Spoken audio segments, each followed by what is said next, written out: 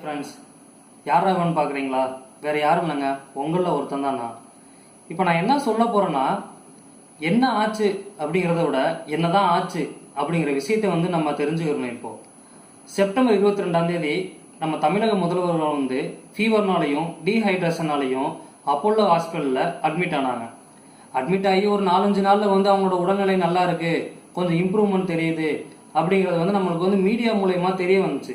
தெரிய வந்த கொஞ்ச நாள்லயே அவங்களோட உடல்நிலை இன்னும் கொஞ்சம் இம்ப்ரூவ் ஆகணும் அப்படிங்கிற விஷயத்துக்காக அப்போலோ மூலயமா லண்டன் பிரிட்ஜ் ஹாஸ்பிட்டல் இருந்து ஜான் பேர்லிங்கிறவர் அவங்க கூட்டு வந்தாங்க. இவர் யாருன்னு பார்த்தீங்கன்னா கிரிட்டிக்கல் கேர் ஸ்பெஷலிஸ்ட். பண்ண விஷயம் என்னன்னு பார்த்தீங்கன்னா எக்மோங்கிற டெஸ்ட் எடுத்தாங்க. இந்த டெஸ்ட் என்னன்னு பார்த்தீங்கன்னா உடம்பு திடீர்னு அப்நார்மல் ஆயிரும், ஹார்ட் பீட் அதிகமாகும், ஹார்ட் பீட் லோ ஆகும், ப்ரெஷர் அதிகமாகும், ப்ரெஷர் கம்மியாகும். இந்த மாதிரி விஷயங்கள் தான் இவர் இது பண்ண பிறகு ஜெனரல் வார்டுக்கு மாற்றினாங்க. அதுக்கப்புறம் டிஎம்கே நம்ம தலைவர் கருணாநிதி அவர்கள் ஒரு அறிக்கை விட்டாங்க. என்னன்னா, நம்ம ஜெயலலிதா அவர்களோட உடல்நிலை குறித்து எங்களுக்கு உண்மையான விளக்கம் தெரியணும் அப்படிங்கிற விஷயத்தை இது பண்ணும்போது அப்போலோலேருந்து அடுத்த ஒரு அறிக்கை விட்டாங்க. என்னன்னு பார்த்தீங்கன்னா, நல்லா இருக்காங்க, நியூஸ் பேப்பர் படிக்கிறாங்க அப்படிங்கிற விஷயத்தை அவங்க அனௌன்ஸ் பண்ணாங்க. என்னோட கேள்வி என்னன்னா, நம்ம ஏன் லண்டன்ல இருந்து ஒரு டாக்டரை கொண்டு வர வச்சோம்?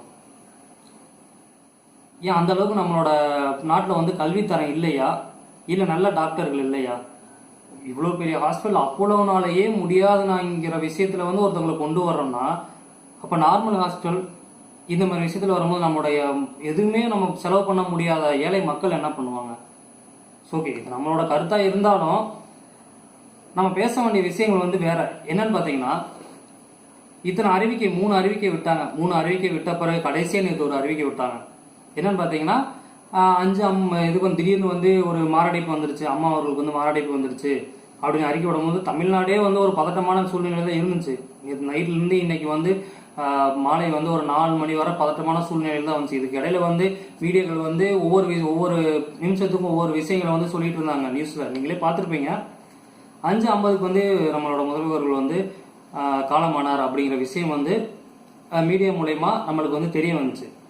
இல்லைங்க, கொஞ்ச நேரம் தான், ஒரு 10 நிமிஷத்துலேயே இல்லை அம்மா அவர்கள் உடல்நிலை நல்லா தான் இருக்கு, இதுக்கு முன்னாடி வந்த தகவல் பொய்யான தகவல் அப்படின்னு எல்லா நியூஸ்லேயும் பரபரப்பாக மறுபடியும் ரீடெலிகாஸ்ட் பண்ணாங்க.